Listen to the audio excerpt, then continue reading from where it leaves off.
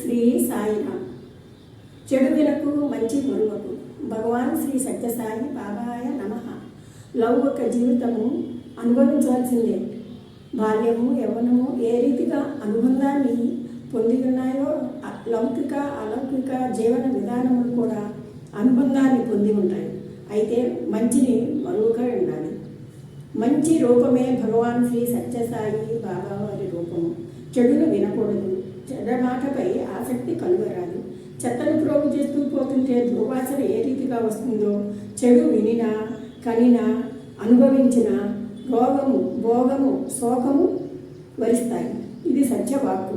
వీణుల విందుగా సుస్వరములను సేకరిద్దాం. అపస్వరం వినిపించిందో క్షణములో వారి వైపు చూసి కన్నులు ఎర్ర చేస్తాము. ఎందుకు? మాధుర్యత గ్రోలుట మన ధర్మము కాబట్టి మనదైనది అనుభవించవచ్చును. తనది కాని దాని వైపు నిమిత్త మాత్రముగా చూడవలను. నియమితమైనది అనుభవించు, ఆనందించు, మంచి దర్శించు, అనుసరించు, అనుభవించు. ఇది స్వామి యొక్క బోధ.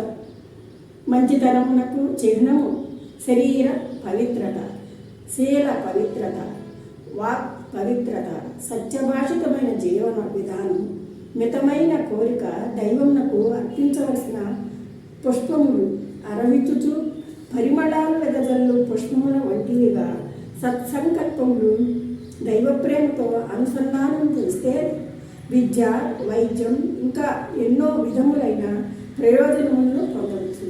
దైవమునకు అర్పితము చేయవలసింది సత్సంకల్పములు, సదాచరణ, సహృదయత.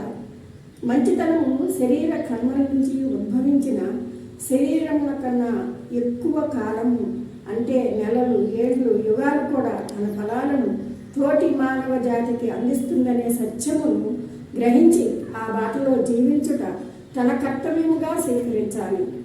స్వీకరించిన దానిని ఆచరించగలగాలి.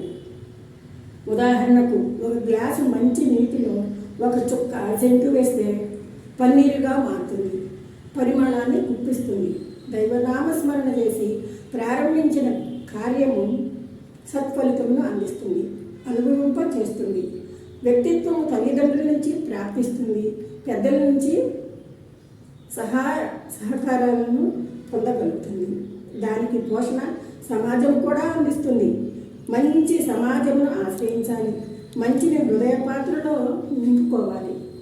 కోటి లింగాలలో ఒక లింగమనే నిర్లక్ష్య జీవనానికి అలవాటు చెందరాదు. సత్సంకల్పములు, సదాచరణ, సహృదయము ప్రతి వ్యక్తికి ఎంతో ముఖ్యమైనది.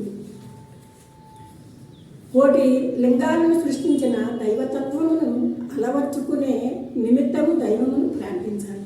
దైవమునే ఈ ప్రశాంతి నిలయమున మానవ రూపమున ప్రజలకు అనువైన ప్రత్యక్ష సాక్షాత్కారం కలిగి కానరావటము దైవ విశ్వాసంతో గమనించాలి. దైవ దృష్టితో తనను తాను గమనించిన దైవలోకముగా ప్రపంచం దర్శనము ఇస్తుంది. ఆనంద ప్రాప్తి అందుబాటులో ఉండే జీవితమే సమకాలీన దైవానంద జీవితం. భూమికి రంగవల్లులు, మనిషికి దైవ తలంపులు ఆనందాన్ని ఆహ్లాదాన్ని కలిగిస్తాయి. జై సాయిరామ్.